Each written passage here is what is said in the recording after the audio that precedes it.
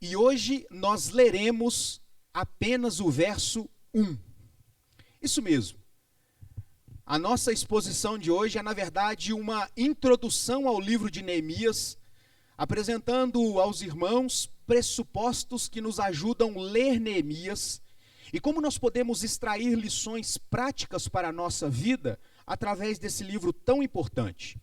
Então, a nossa tarefa dessa noite é trazer de forma introdutória o assunto do livro de Neemias, bem como o seu contexto histórico. E aí a gente consegue situar Neemias ao longo da história, e a partir da semana que vem, a partir do verso 2, nós começarmos de fato a nossa exposição na história narrada nesse belo livro.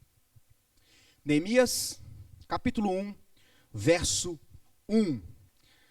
Interessante que, só curiosidade para os irmãos, o nosso estudo hoje tem como base um verso, que só diz uma data, e o nosso esboço tem 4 páginas. Quando eu falei isso para a Fernanda, ela me olhou meio de lado assim, e falou assim, imagina a hora que a gente for expor um capítulo inteiro. Não é, irmãos, não fiquem preocupados, a ideia hoje é só trazer uma introdução, são muitas informações, mas eu julgo que são importantes para uma compreensão mais profunda desse texto. Então acompanhe a leitura, Neemias capítulo 1, verso 1. As palavras de Neemias, filho de Acalias, no mês de Quisleu, no ano 20º, estando na cidadela de Suzã. Vou ler de novo. As palavras de Neemias, filho de Acalias, no mês de Quisleu, no ano 20º, estando na cidadela de Suzã. Hoje, só até aqui, pegando como base a informação de que Neemias está na Pérsia e ele deseja ir para Judá, para o Reino do Sul. Estas serão as informações com as quais nós trabalharemos nessa noite, não sem antes colocarmos a nossa vida diante do Senhor mais uma vez em oração. Vamos orar? Querido Deus, nós te agradecemos pelo privilégio que temos de estar aqui diante da sua palavra. Pedimos, ó Deus, que o Senhor fale conosco, que o Senhor, ó Deus, traga lições práticas para a nossa vida, para a nossa comunidade, para os nossos relacionamentos interpessoais, intrapessoais. Que o Senhor, ó Deus, nos permita olhar para esse texto tão belíssimo e enchermos o nosso corações de lições práticas, ó Deus, para a nossa vida. Que o Senhor, ó Deus, traga conhecimento para a sua igreja e que o conhecimento do Senhor possa voltar a Ti em forma de honra e glória ao Teu santo nome. Essa é a nossa oração, em nome de Jesus Cristo, o nosso Senhor. O livro de Neemias pode ser definido como uma espécie de tratado sobre liderança. Então, sim, o tema central e as lições mais práticas que nós aprendemos do livro de Neemias é sobre liderança, reconstrução, reconciliação, motivação, mensuração de projetos, avaliação de projetos, aprendizagem a lidar com pessoas difíceis. Todas estas coisas que fazem parte de um bom curso de liderança. E talvez, ao ouvir essas palavras a título de introdução, você fique pensando, pastor, mas o que isso tem a ver comigo? Eu não sou líder de nada. Eu apenas participo das coisas que eu participo. Eu quero começar desfazendo esse tipo de pensamento que muitas vezes nós guardamos no nosso coração. Irmãos, pode ser que você não seja o pastor da igreja, pode ser que você não seja o prefeito da cidade, pode ser que você não seja o líder de uma instituição política, militar, civil da nossa cidade ou de quaisquer outras instâncias, mas isso não faz de você alguém que não lidera alguém. Todos nós, em alguma instância, exercemos influência sobre outras pessoas. E é isso que eu gostaria que você guardasse no coração. Todos nós, de alguma forma, lideramos e somos liderados. Quer um exemplo disso? O pastor lidera a sua igreja. O pai lidera a sua casa. O professor ou a professora lidera a sua sala. Assim como cada um de nós, em ambientes específicos da nossa vida, exercemos algum tipo de liderança, algum tipo de influência. E todas as vezes que nós paramos para pensar a respeito de como nós podemos nos relacionar de forma bíblica com as pessoas, nós precisamos nos voltar para textos como o livro de Neemias. O conteúdo de Neemias, meus irmãos, é fascinante. E eu sei que eu já falei isso de Esther, já falei de Ruth, já falei de Marcos, já falei de Ageu e tantos outros textos que eu já expus aqui. Mas é muito interessante quando nós olhamos para Neemias e percebemos como esse texto é extremamente oportuno, como esse texto é de leitura indispensável. Você, nas palavras de Jonas Madureira, não pode passar dessa vida para outra, sem ler, entender e viver as lições contidas no livro de Neemias. Ele formava um livro só junto com Esdras. Na Bíblia de Jerusalém, na Bíblia hebraica, Esdras e Neemias é um livro só. É um livro só também na tradução da Septuaginta ou Septuaginta, como alguns gostam de dizer, um livro só. Mas na nossa disposição canônica se tornaram 2 livros, facilitando, no meu ponto de vista, a compreensão desses 2 momentos da história. Ambos os livros, Esdras e Neemias, estão tratando de um mesmo contexto e falando exatamente de algo que estava acontecendo com o povo de Israel. No início do nosso culto, nós lemos Jeremias, quando o povo estava haviam chegado no exílio da Babilônia.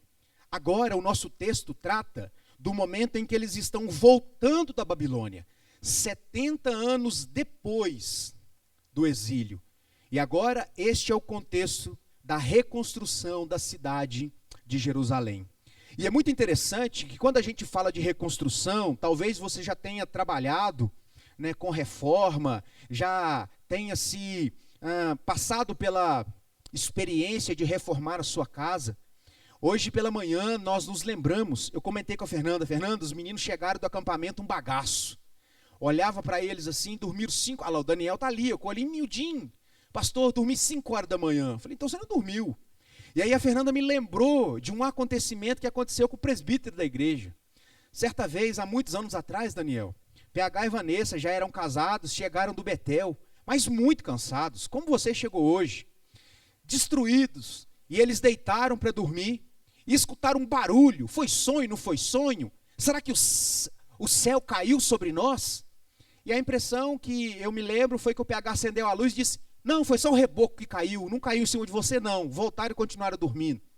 Acordaram depois todo empoeirados, verdade? Verdade.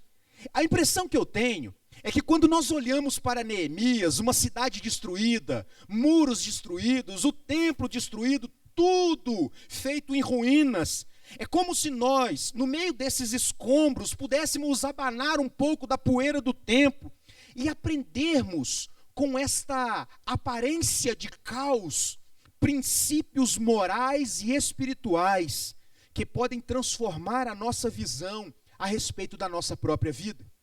Talvez, para você que já leu Neemias, você sabe que a cidade estava destruída, que os muros estavam destruídos, que as pessoas que estavam em Jerusalém estavam em vergonha, estavam em extrema dificuldade.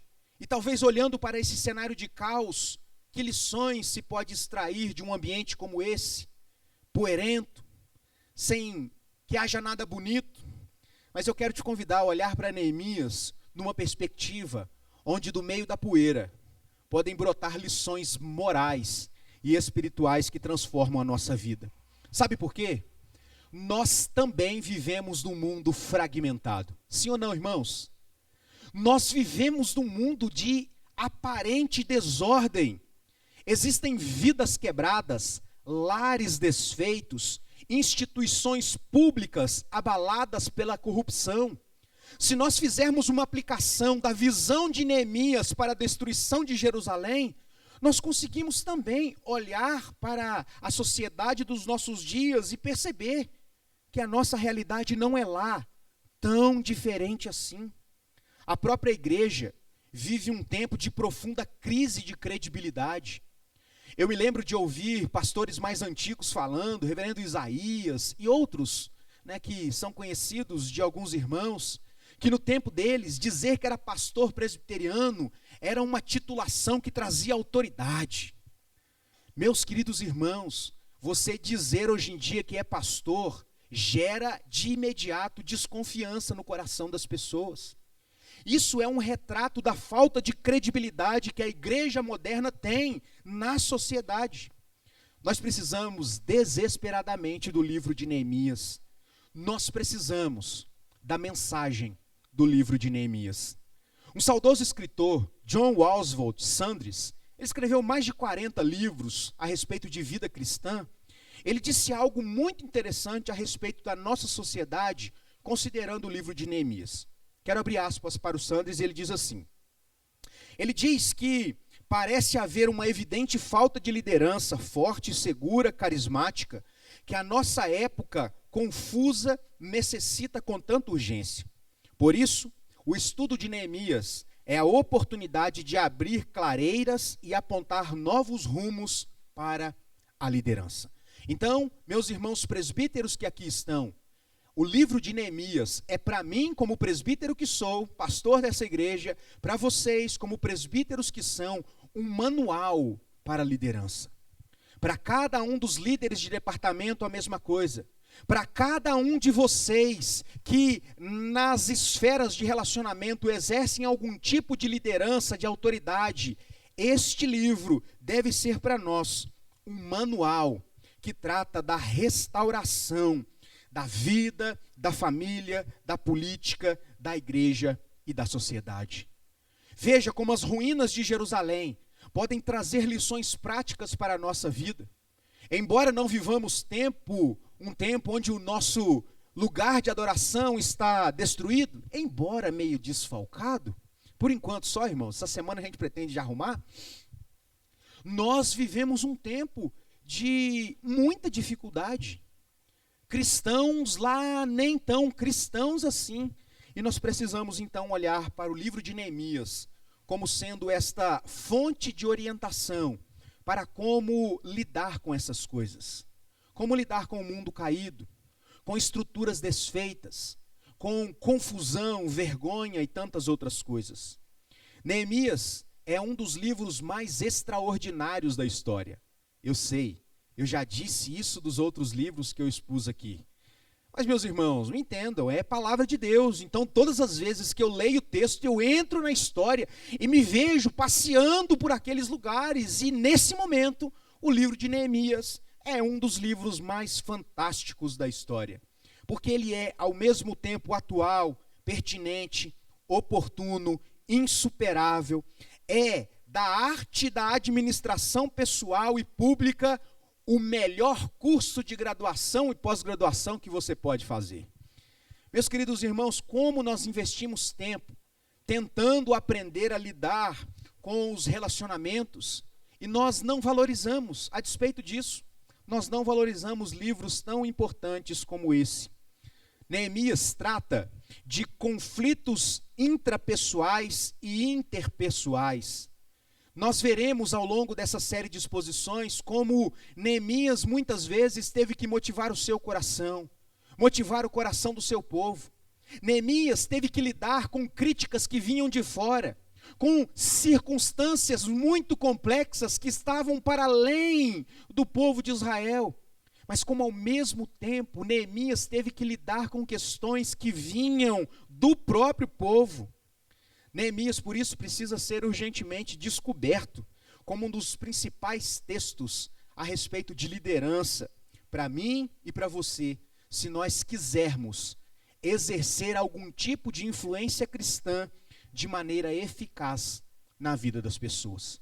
Saia daqui dessa noite, ainda que você não saia daqui um pastor, um presbítero, saia daqui dessa noite, tendo como consciência que você é responsável, você será responsabilizado pela influência que você exerce nas pessoas que estão à sua volta. Por isso, ler Neemias é algo indispensável para você. O livro de Neemias é um dos livros mais antigos profundos e consistentes a respeito de liderança. Mergulhar nesses ensinos é como eu já antecipei. É uma experiência de matricular-se num curso intensivo a respeito de liderança.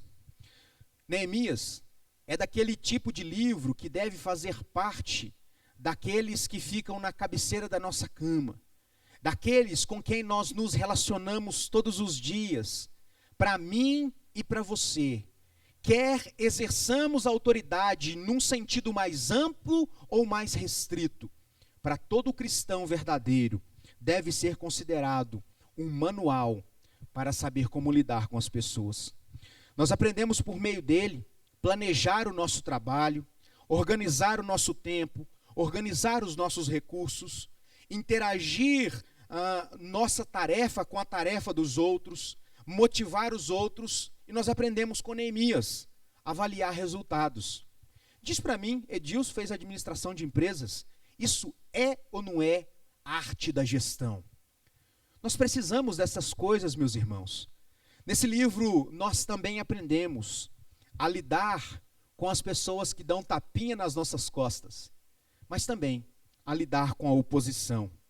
O verdadeiro líder é aquele que abre mão do seu conforto pessoal para lutar as causas do seu povo, ainda que isso lhe custe a sua própria vida.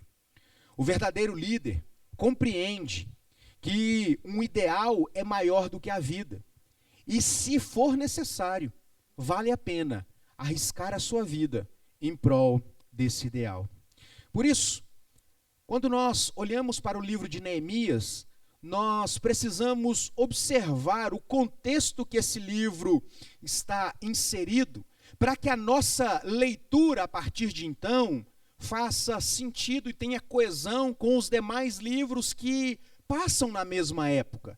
E assim, os dilemas enfrentados por Neemias estarão mais claros diante dos nossos olhos. Então, como eu disse, hoje a nossa intenção é apresentar uma pequena introdução. O que eu fiz agora foi levantar a bola do livro para você entender que é importante, que vale a pena não dormir, que vale a pena investir um pouco mais de tempo de leitura, acompanhar, pesquisar, porque Neemias é um livro, sim, muito importante. Eu disse recentemente que Neemias ocupa um lugar especial no meu coração, porque foi o primeiro livro que eu li na minha vida. Eu, ainda muito pequeno, participava de umas atividades da Igreja Presbiteriana do Brasil, na grande metrópole do Pingo d'Água. Uma cidadezinha muito pequenininha no leste de Minas Gerais, numa igreja muito pobre, mas que me ensinou muito a respeito de colocarmos os planos de Deus à frente dos nossos. Então, depois de uma gincana intensa a respeito de Neemias, eu fui o grande vencedor da gincana e ganhei um livro, Neemias, o construtor de Deus. Então, meus irmãos, eu quero não apenas chamar a atenção para o quanto Neemias é importante e rico, para como a história é interessante, mas também para o fato de que Neemias é atual e pode ser aplicado nas nossas vidas, no nosso contexto. Então, a título de introdução, eu quero chamar a atenção dos irmãos nessa noite para 3 fatos importantes que fazem parte do pano de fundo que o livro de Neemias está inserido. Então vamos lá. Em primeiro lugar, o contexto histórico do cativeiro babilônico. Isso nos ajuda a entender onde Neemias está situado na narrativa bíblica. Quando isso aconteceu? Quem são os personagens importantes? Quais as interações de Neemias com outros livros, outros personagens de outros livros?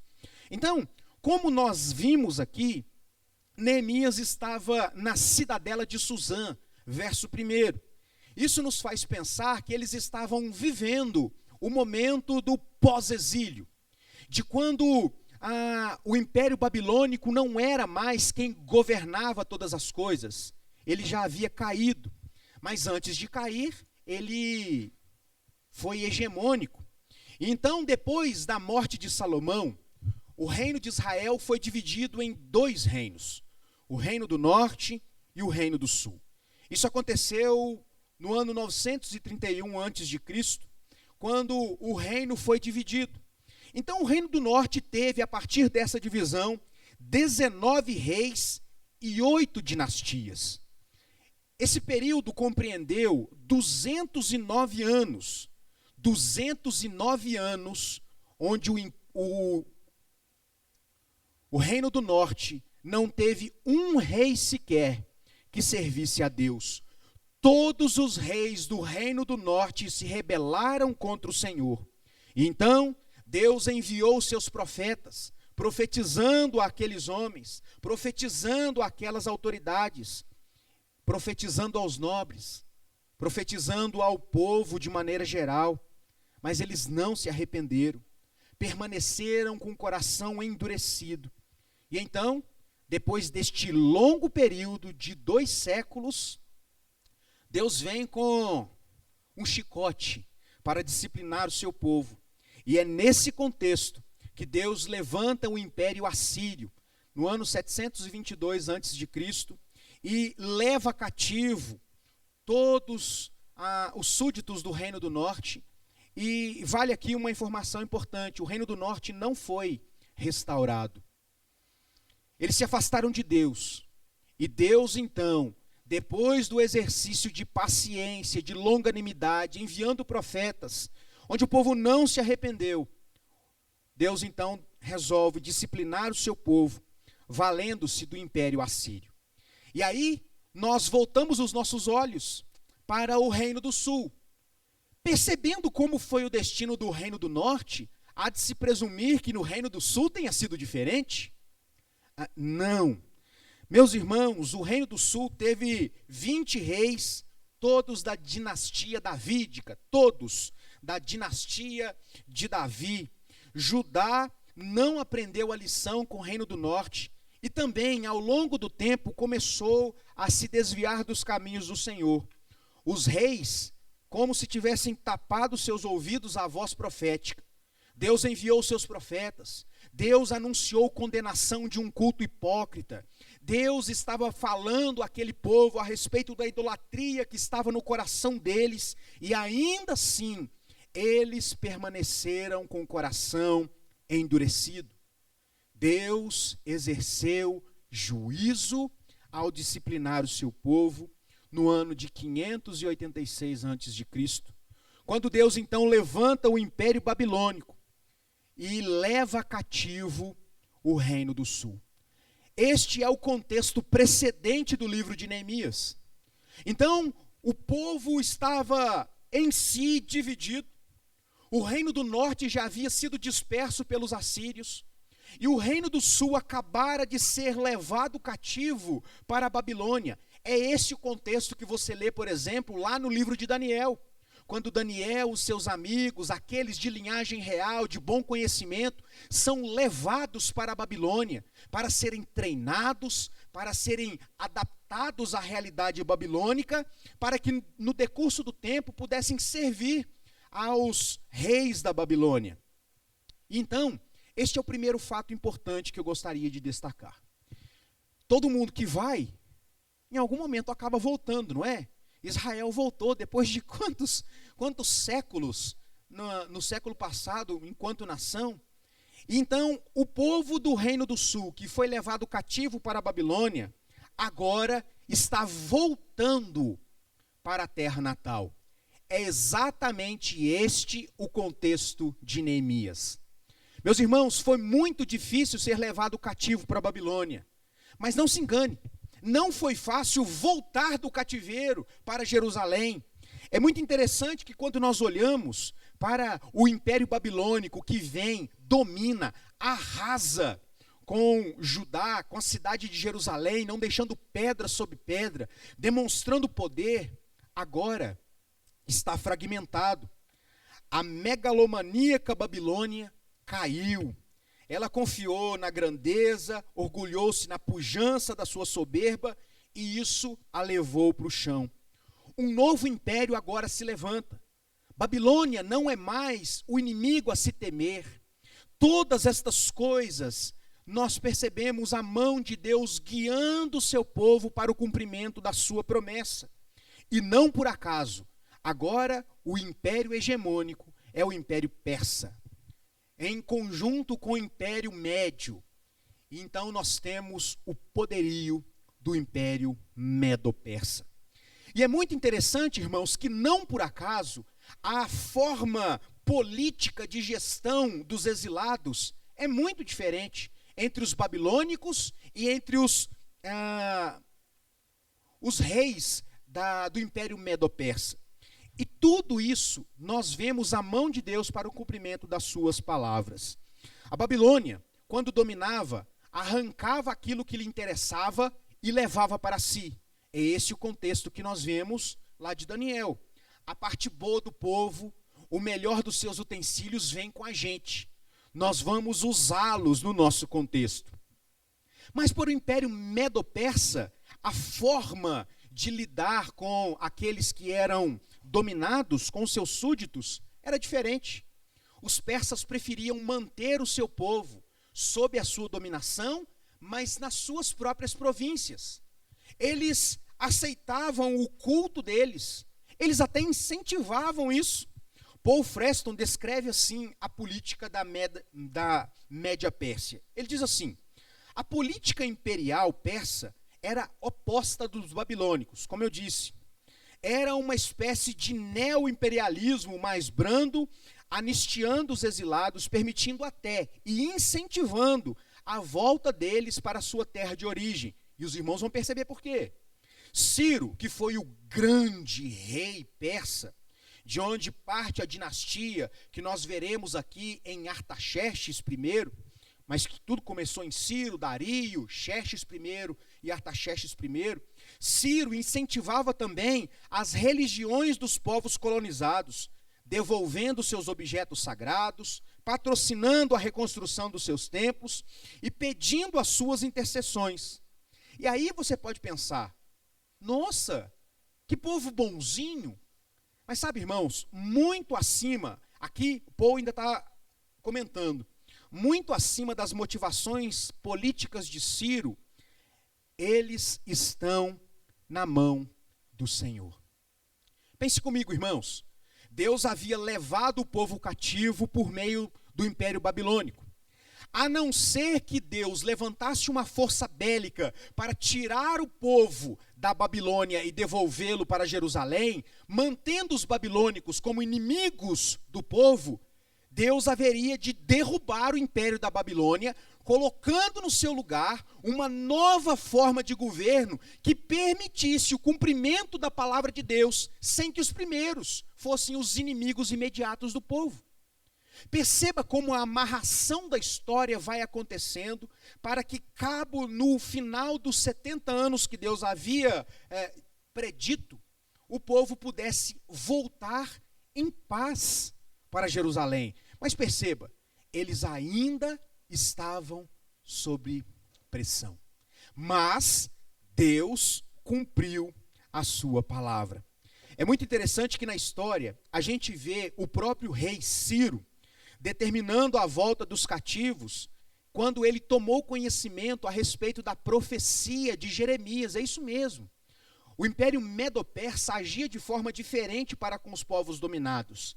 E quando o rei Ciro ouviu a respeito da profecia de Jeremias, lá no capítulo 29, a partir do verso 10, que nós paramos no verso 10, mas do verso 11 em diante, ele continua, o texto vai dizer: assim diz o Senhor, logo que se cumprirem para a Babilônia 70 anos, atentarei para vós e cumprirei para vós a minha boa palavra.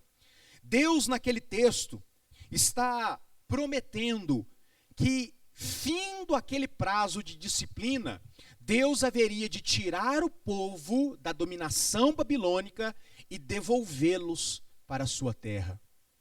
Quando Ciro ouviu dizer a respeito dessa profecia, ele não apenas permitiu, mas incentivou, patrocinou para que o povo voltasse para a sua terra. E aí, meus irmãos, essa volta do povo da Babilônia, e agora não mais Babilônia, do Império Persa, para Jerusalém, não aconteceu imediatamente. ela aconteceu em 3 grandes ondas históricas, que estão descritas da seguinte maneira. A primeira leva de israelitas que vieram da Pérsia para Jerusalém foi sob a liderança de Zorobabel, quando eles vieram para reconstruir o templo. A segunda leva foi sob a liderança de Esdras, justamente quando Esdras veio, o escriba da lei, veio disposto para guardar, ensinar e viver a lei de Deus. A terceira leva é justamente a leva que está em voga para nós aqui. Essa leva liderada por Neemias para reconstruir os muros de Jerusalém. Tanto Esdras quanto Neemias, eles foram contemporâneos, ou seja, eles aconteceram mais ou menos na mesma época. Os fatos contados em ambos os livros, eles se correlacionam. É por isso que eu disse que tanto na Bíblia hebraica quanto na Septuaginta, eles são um livro só, Esdras, Neemias. No nosso cânon, a disposição está de 2 livros. Isso aconteceu durante o reinado do rei Artaxerxes I, que foi dos anos 465 a 424 a.C. Por que é importante a gente destacar isso?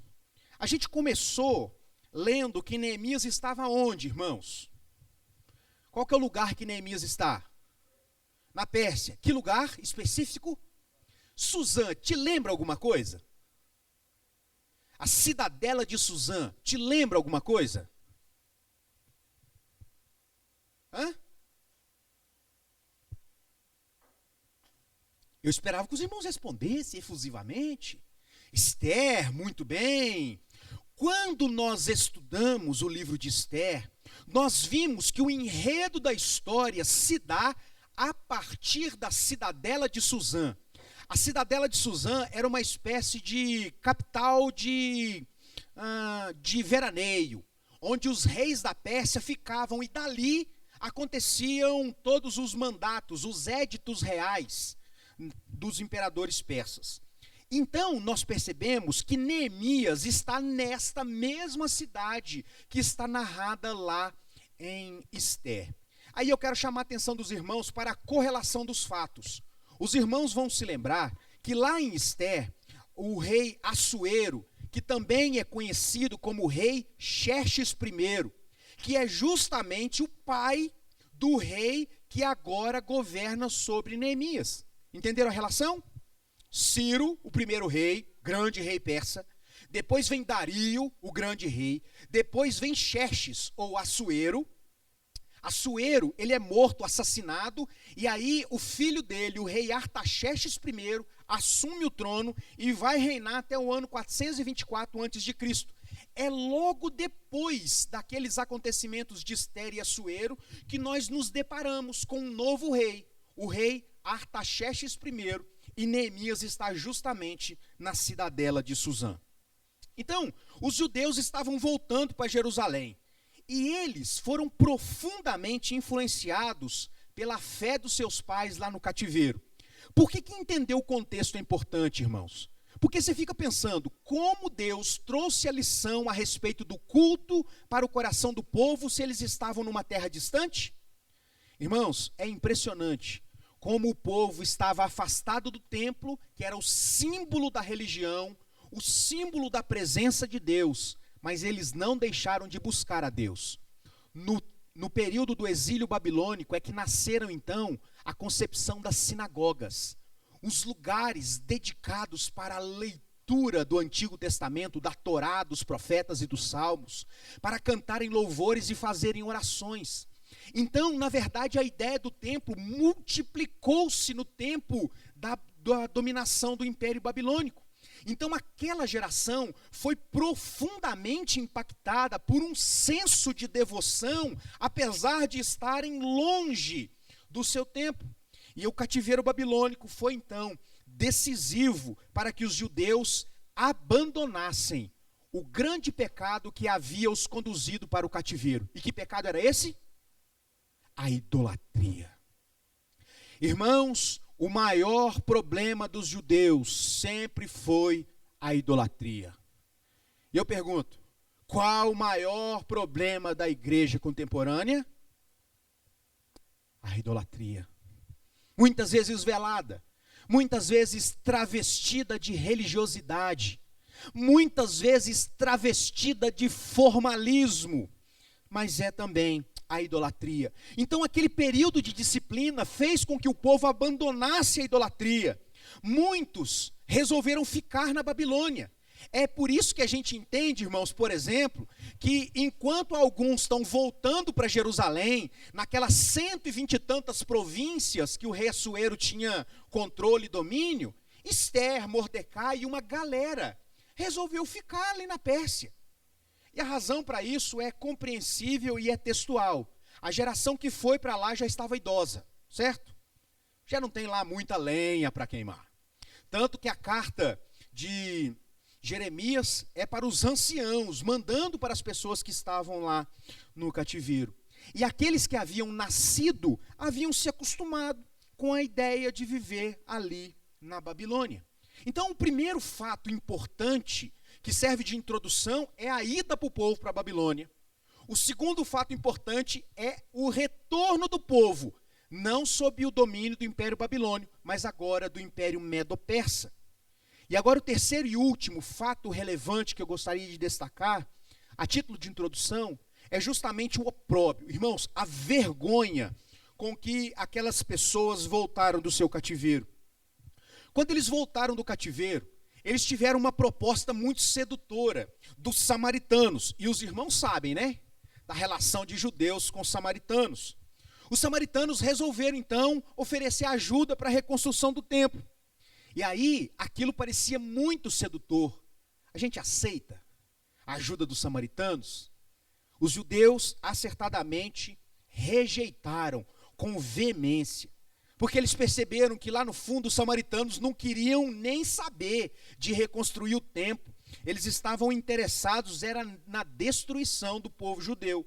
Você vê isso narrado no livro de Esdras, capítulo 4, versos 1 a 3, e lá no capítulo 17 do livro de 2 Reis também. A rejeição dessa proposta dos samaritanos não era uma questão étnica, não era por questões de povo, mas era por fidelidade doutrinária. Eles não se juntaram com os samaritanos por questões religiosas. Esdras também trata disso lá no capítulo 6, verso 21. A rejeição da oferta samaritana, então, provocou uma forte oposição na construção do templo. E aí, a construção e a reconstrução do templo foi paralisada justamente por ordem do rei Artaxerxes. E aí, a gente vê isso também em Esdras capítulo 4, verso 11 e 21. E aí, pense comigo, os judeus recusaram ajuda, houve ali um problema de geopolítica. O rei Artaxerxes, ele decide então paralisar a reconstrução. E qual foi o resultado daquela situação? A cidade ficou despovoada. Nós veremos isso no capítulo 11 de Neemias, verso 1. O povo que voltou para Jerusalém, mas a restauração ainda não havia acontecido. O templo, a cidade e o povo estavam diante de uma grande miséria. Irmãos, é este o contexto onde Neemias recebe aquela visita de Anani na cidade de Suzã. E nós percebemos que isso faz parte da provisão de Deus. O povo estava em miséria, havia planos para reconstruir o templo, reconstruir a cidade, dos muros ainda não, veio de Neemias. Mas por uma série de questões, o plano havia sido paralisado e Neemias ouve dizer que os seus irmãos estão sob grande vergonha. E então, nesse contexto, que Anani vai até esta cidadela, era a residência de inverno dos reis persas, por volta do ano 444 a.C., no 20º ano de Artaxerxes, como eu disse, filho de Xerxes, também conhecido por Assuero. Então, o filho de Assuero, marido de Ester, é quem está reinando nos tempos de Neemias. Então, nós percebemos que isso acontece 13 anos depois de Esdras subir para Jerusalém e 142 anos depois do cativeiro babilônico. Esdras capítulo 7, verso 7. Muito tempo havia se passado. A visita de Anani para Neemias foi de fato providencial. A partir dessa visita, meus irmãos, um novo horizonte se abre diante de Neemias. Um novo futuro parece ter chegado para a cidade de Jerusalém. É como se a esperança voltasse a raiar quando Anani foi contar para aquele homem simples ali que servia ao rei Artaxerxes a respeito da vergonha do seu povo. Aquele me pareceu ser o Kairos de Deus, o tempo da oportunidade, o tempo onde Deus decidiu mudar a sorte de um povo, fazer com que a poeira dos escombros fosse transformada em união para a glória de Deus. Esse é o contexto que Neemias está inserido.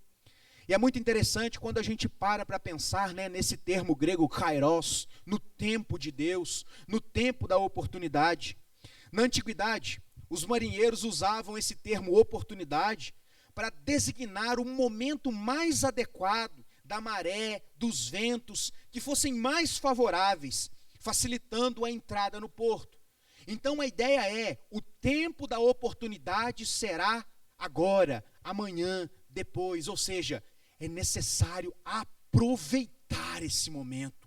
Nesse momento as condições são favoráveis. Assim que eles percebiam, essas condições meteorológicas eram boas, eles içavam logo as suas velas e se atiravam ao mar e aproveitavam ao máximo esse tempo. É exatamente essa a compreensão de Neemias. Quando ele percebeu, depois de orar, e nós veremos isso a partir da semana que vem, depois de orar, Neemias percebeu que este era o tempo da oportunidade. Ele então, por assim dizer, içou as suas velas no sentido de restaurar a cidade dos seus pais. Este é o contexto histórico, é o pano de fundo que o livro de Neemias está inserido. E na semana que vem nós veremos quais foram as primeiras atitudes deste homem que entendeu, depois da oração que teve, de um tempo de lamento diante de Deus, o tempo da oportunidade. E talvez você esteja pensando, eu entendi o contexto, eu entendi a ordem lógica, cronológica dos fatos, eu até consegui identificar como existe uma relação entre o livro de Daniel, Jeremias, Esdras, Esther. Eu entendi como os personagens parecem navegar entre os textos, trazendo coesão e robustez literária. Eu entendi tudo isso, mas talvez a pergunta que fique para nós aqui é: o que isso tem a ver com a nossa vida? Como, meus irmãos, essa nossa introdução ao livro de Neemias pode nos trazer lições importantes para a nossa vida hoje? Como eu disse, tudo isso que foi dito a partir da informação de que Neemias estava em Suzã. Como saber que Neemias estava em Suzã afeta a minha, a sua vida hoje? Eu tenho algumas propostas que eu gostaria de compartilhar com os irmãos a título de conclusão e aplicação desse texto. A primeira delas: Deus sempre que disciplina o seu povo, faz isso visando o arrependimento.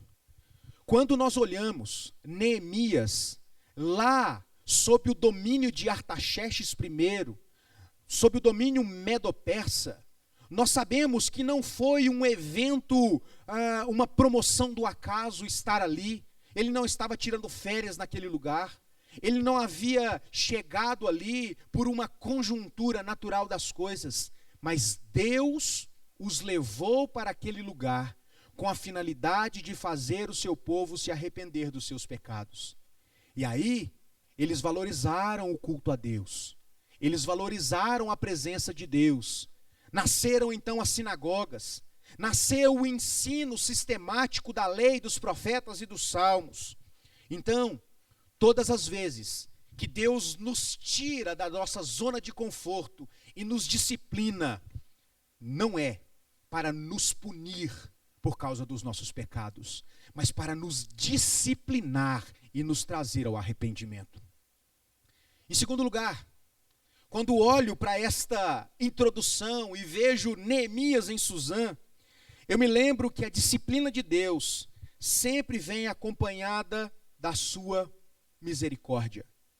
Nós não podemos separar o Deus justo que exerce juízo de um Deus misericordioso e um Deus de graça.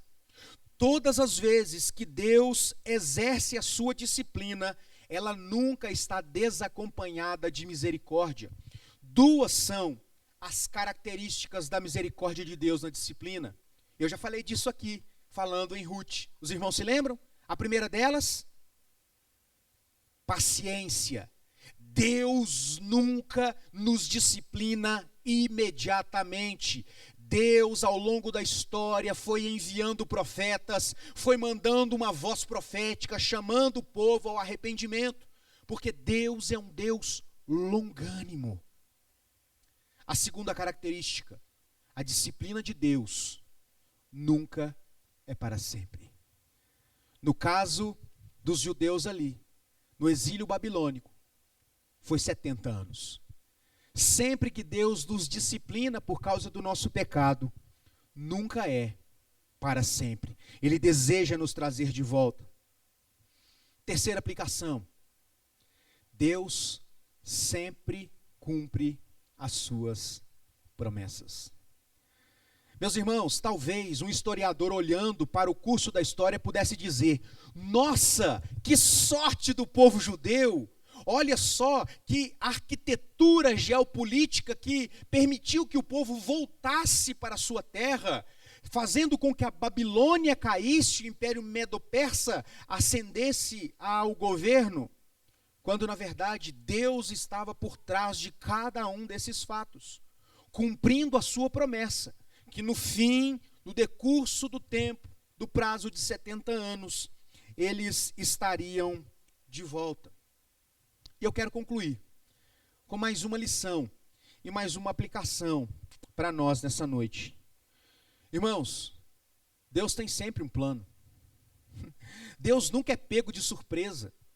Deus tem um plano para a minha vida, Deus tem um plano para a sua vida, Deus tem um plano para o lugar onde Ele nos colocou, Deus tem um plano para tudo que Ele tem permitido que a gente viva aqui.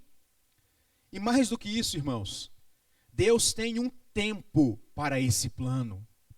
Às vezes a nossa maior dificuldade é compreender essas duas informações juntas. Saber que de fato Deus tem um plano, mas entender que Deus também tem um tempo, um kairos, um tempo da oportunidade, onde Deus vai permitir, fazendo uma conjuntura, às vezes muito grande e complexa, com que as coisas aconteçam. Quando nós olhamos para o livro de Neemias, nós percebemos como Deus está por trás de cada um desses fatos históricos. E sabe o que Deus quer com isso, irmãos? Não é simplesmente levantar paredes. Deus não deseja apenas construir muros, colocar belas portas de madeira em Jerusalém. Deus não deseja apenas reconstruir o templo. Deus deseja reconstruir uma nação. Deus deseja trazer identidade ao seu povo. E Ele vai se valendo de cada um desses fatos. Que o Senhor nos ajude a olhar para Neemias e entender, por meio da narrativa desse texto, como Deus age na história e como Deus pode usar a nossa vida. Talvez você diga, mas quem sou eu para influenciar a vida de alguém? Imagina se o copeiro do rei também achasse isso. Imagine se Neemias olhasse para a situação do povo, da miséria de Jerusalém e dissesse: ah, se eu fosse um político importante eu resolvia, mas eu sou apenas o garçom do rei. Deus pode fazer de você, alguém simples como eu, um instrumento de restauração do seu povo. Você já parou para pensar nisso? Deus fez isso com o garçom Neemias. O que Deus pode fazer comigo e com você, se o nosso coração estiver como o coração de Neemias, disposto a ouvir de Deus aquilo que Deus quer. E isso é o que nós veremos na semana passada. Amém, irmãos? Amém? Amém, Daniel? Está acordado? Alguém gostaria de fazer alguma pergunta? Alguma interação, conexão que eu tenha feito e não tenha ficado tão claro assim?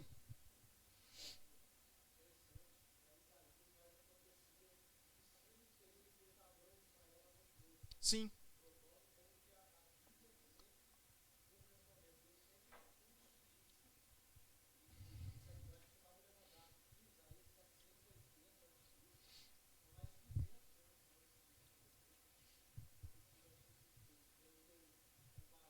$209, para ser mais exato. 209 anos. Foi exatamente esse o nosso terceiro ponto da aplicação. Deus sempre cumpre as suas promessas. A ideia é, pode parecer apenas obra do acaso. Ciro, Dario, Xerxes, Artaxerxes, quando na verdade sempre foi Deus. Sim, o escolhido, exatamente. Um pagão, Deus usou como instrumento de disciplina para libertar o povo. Naquele tempo, isso soou como algo, como pode? Alguém que é nosso inimigo ser o nosso libertador. E a história provou como a palavra de Deus se cumpre exatamente como ele disse que faria. Isso mesmo. Mais alguém?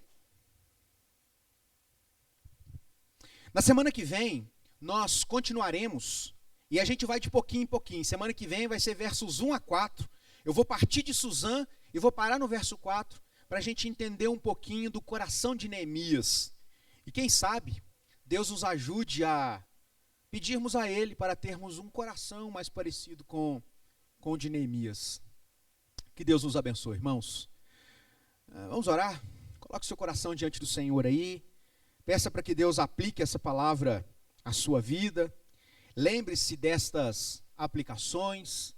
Lembre-se de como Neemias é uma inspiração para nós vivermos a nossa vida prática em meio aos escombros da sociedade que nós vivemos. Querido Deus, nós te agradecemos, Pai. Te agradecemos por sua palavra. Te agradecemos pelos ensinamentos que recebemos dela. Te louvamos, ó Deus, porque o Senhor tem nos mostrado, ó Pai, que não há vida, não há descanso longe de Ti, que o Senhor tem o controle de todas as coisas. Por isso, ó Deus, nós queremos colocar diante do Senhor o nosso coração, pedindo que o Senhor nos ajude, Pai, a confiarmos nas Tuas promessas, que o Senhor nos ajude, Deus, a termos um coração, ó Deus, grato diante do Senhor, disposto a Te servir, que o Senhor, ó Deus, faça de nós, ó Deus, influenciadores do nosso tempo, que o Senhor, ó Deus, permita que a sua palavra possa trazer, ó Deus, intrepidez à nossa vida, nos fazendo, ó Deus, olhar de forma diferente para o mundo caótico que nós vivemos. Que a bênção do Senhor, ó Deus, seja sobre as nossas vidas hoje e sempre, que o Deus Pai, Filho e Espírito Santo seja sobre as nossas vidas hoje e para todo sempre em Cristo Jesus. Amém. Deus te abençoe. Uma ótima semana. Lembrando que amanhã temos reunião